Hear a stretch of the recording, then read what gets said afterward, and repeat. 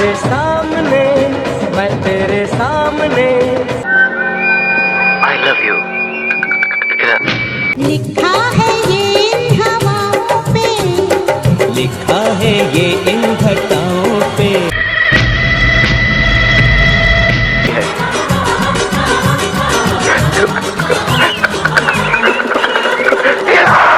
বন্ধুরা, এই ঘটনাটি 1991 সালের, যখন বিখ্যাত নির্মাতা এবং নির্দেশক যশ চোপড়ার ডর ছবির শুটিং করছিলেন সানি দেওল।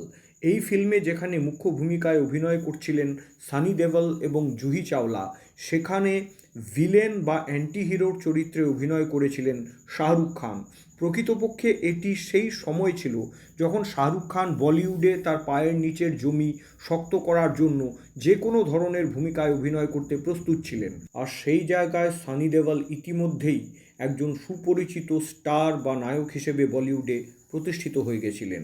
তবে ফিল্মে যেভাবে সানি দেওলের চরিত্রটিকে দেখানো হয়েছিল, তাতে সানি খুবই ক্ষুব্ধ হয়েছিলেন পরবর্তীকালে। এর কারণ হিসেবে সানি বলেছিলেন যে পরিচালক যশ চোপড়া তাকে যা চিত্রনাট্য শুনিয়েছিলেন এবং গল্প বলেছিলেন, ছবির শুটিংয়ের পরে তিনি তার ভূমিকাটাকে একদম আলাদাভাবে পেয়েছিলেন। সানি একটি টিভি শোতে এটি উল্লেখ করেছিলেন এবং বলেছিলেন যে তিনি এই ছবির ক্লাইম্যাক্স নিয়ে মোটেও সন্তুষ্ট ছিলেন না। আসলে ফিল্ম ডরের ক্লাইম্যাক্সে শাহরুখ খান অভিনীত রাহুল মেহরার চরিত্রটি সানি দেওলের রূপদান করা চরিত্র সুনীল মালহোত্রাকে ছুরিকাঘাত করেছিল।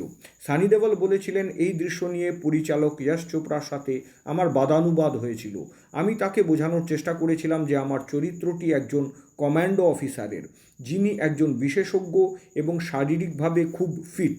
তাহলে একজন সাধারণ মানুষ তাকে এত সহজে কিভাবে আঘাত করতে পারে?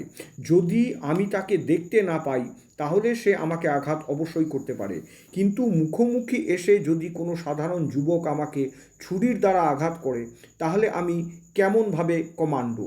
আমার চরিত্রটার বিশ্বাসযোগ্যতা কেমন?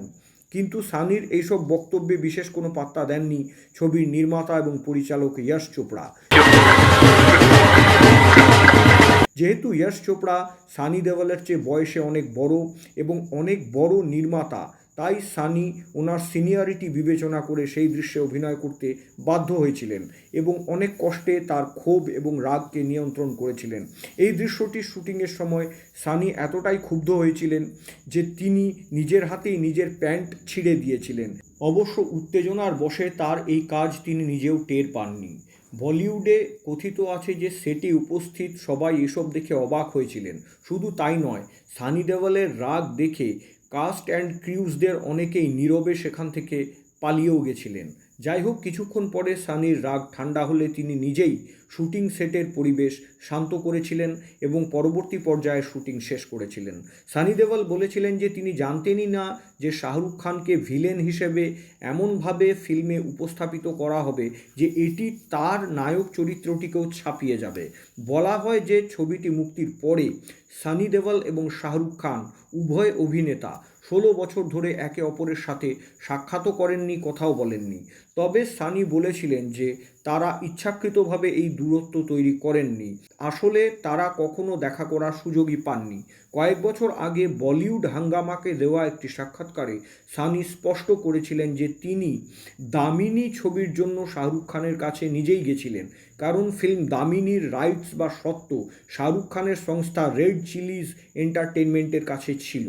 সানির ভাষ্যমতে এই সাক্ষাতে শাহরুখ সানির সাথে দারুণ উৎসাহের সাথেই দেখা করেছিলেন এবং কথাবার্তা বলেছিলেন। আসলে সানি দেওলের রাগ ছিল ফিল্ম ডরের নির্মাতা এবং নির্দেশক যশ চোপড়ার উপরে।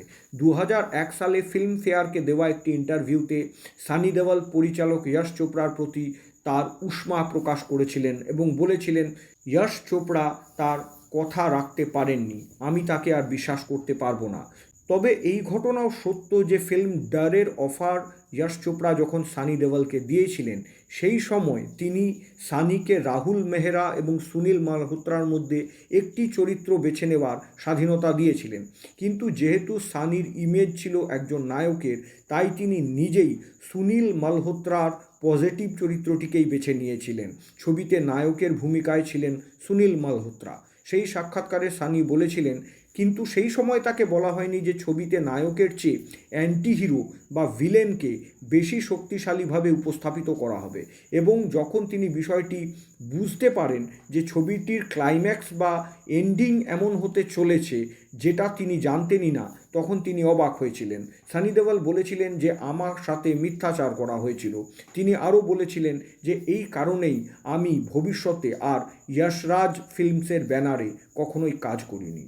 প্রসঙ্গত উল্লেখযোগ্য যে ফিল্ম ডারে শাহরুখ খান অভিনীত অ্যান্টি হিরো রাহুল মেহরার চরিত্রটি প্রথমে আমির খানকে এবং তারপরে ঋষি কাপুরকে অফার করা হয়েছিল, তারা দুজনেই চরিত্রটি করতে অস্বীকার করেছিলেন।